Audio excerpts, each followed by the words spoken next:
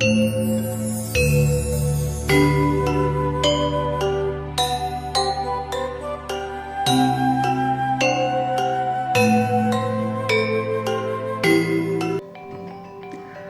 teman-teman sejarah semuanya, selamat datang di video aku.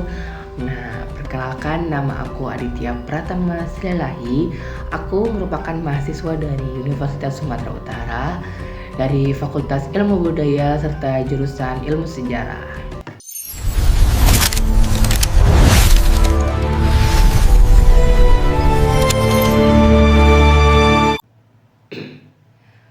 Kalau kita tarik garis waktu pada sekitar abad ke-8 Masehi di Jawa Tengah, ada pusat peradaban yang sangat dinamis. Pada masa itu, wilayah Nusantara bukan tanah kosong, melainkan ruang pertemuan perdagangan antara India, Cina hingga Arab. Pertukaran budaya dan agama berlangsung sangat intens. Hindu, Buddha, dan tradisi lokal Jawa kuno semuanya saling berdialog. Dalam konteks ini muncullah dua dinasti berbeda, yaitu dinasti Sanjaya penganut Hindu Siwa dan dinasti Shailendra penganut Buddha Mahayana. Nah, kita di sini ingin membahas dinasti yang pertama, yaitu dinasti Sanjaya yang beraliran Siwa, di mana dinasti Sanjaya ini didirikan oleh Rakai Mataram Sang Ratu Sanjaya seperti yang tercatat dalam prasasti Canggal tahun 732 Masehi. Dari prasasti ini kita mengetahui satu hal penting. Sanjaya adalah raja yang sangat dekat dengan ajaran Siwa. Prasasti Canggal juga menggambarkan keadaan politik saat itu, di mana ada kerajaan lokal sebelumnya yang runtuh, keadaan sering kacau, dan Sanjaya hadir untuk mengembalikan ketertiban tersebut. Dari sinilah Sanjaya membangun fondasi kekuasaan Hindu yang kuat, dan juga dinasti ini melanjutkan pemerintahan selama beberapa generasi, meninggalkan banyak prasasti yang memperlihatkan sistem administrasi yang rapi dan teratur. Salah satu warisan yang paling terpenting atau terkenal dari dinasti ini adalah kelompok candi bercorak Hindu seperti Candi Prambanan, Candi Gebang, Candi Ijo, Kompleks Ratu Boko, dan prasasti Mantiasih. Model arsitektur cenderung menjulang tinggi ke langit, melambangkan hubungan vertikal antara manusia dan para dewa. Nah, berikutnya kita akan membahas tentang dinasti Shailendra.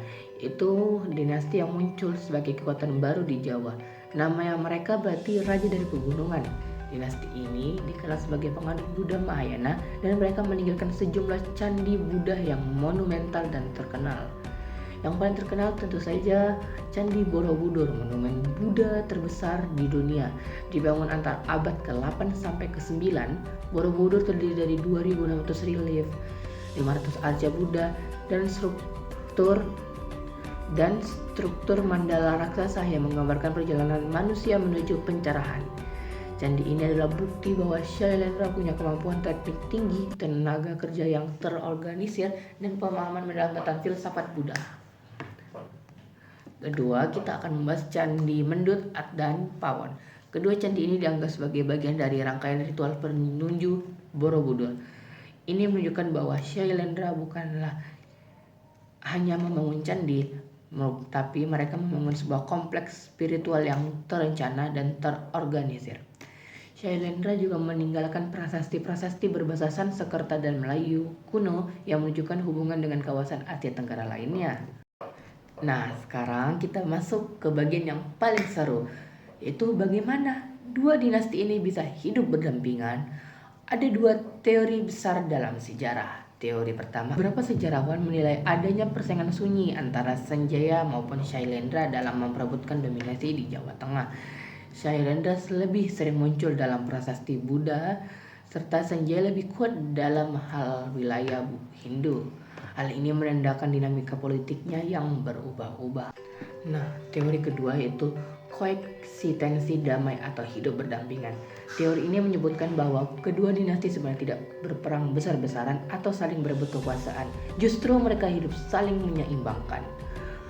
Bukti paling kuat dari teori ini adalah pernikahan antara Rakai Pikatan, yaitu dinasti Sanjaya yang memimpin dinasti Sanjaya pada saat itu, dan Putri Pramodwardhani yang berasal dari dinasti Shailendra. Jika hubungan ini benar terjadi, maka ini menunjukkan sebuah bentuk diplomasi penyatuan politik dan jembatan antara Hindu dan Buddha. Pernikahan politik seperti ini sangat umum dalam kerajaan-kerajaan kuno untuk menghindari konflik dan menyatukan dua kerajaan besar.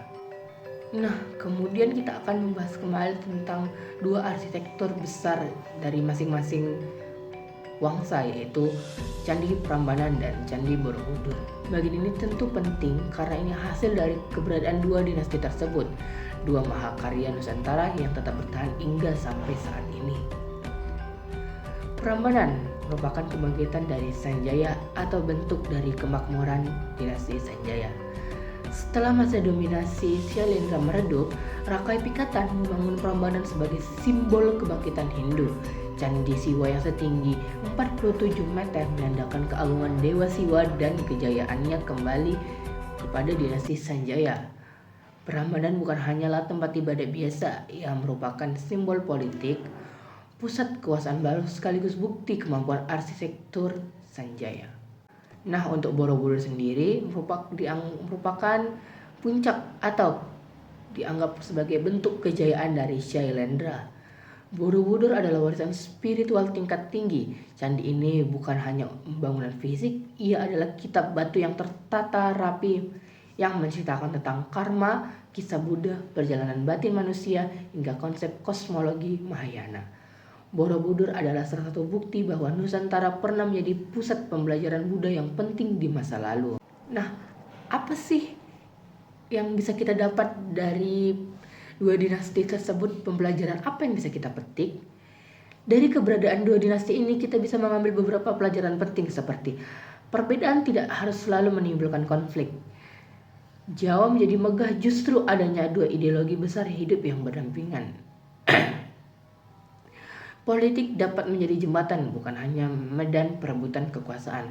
Contoh lewat pernikahan Rakai Pikatan dan Pramodyawardhani. Warisan budaya adalah simbol kejayaan peradaban, bukan sekedar bangunan. Borobudur dan Prambanan bukan hanya tumpukan batu, mereka adalah identitas bangsa kita sendiri. Yang keempat, Indonesia sudah majemuk sejak ribuan tahun. Keberagaman adalah bagian dari DNA sejarah kita. Nah, itulah perjalanan yang panjang tentang dinasti Sanjaya dan Shailendra.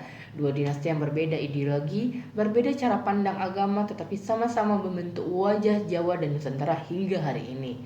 Bayangkan dalam radius puluhan kilometer kita bisa menemukan dua mahakarya dunia yang lahir dari dua dinasti yang berbeda. Ini bukti bahwa dari perbedaan selalu ada kemungkinan lahirnya peradaban besar. Terima kasih sudah mendengarkan.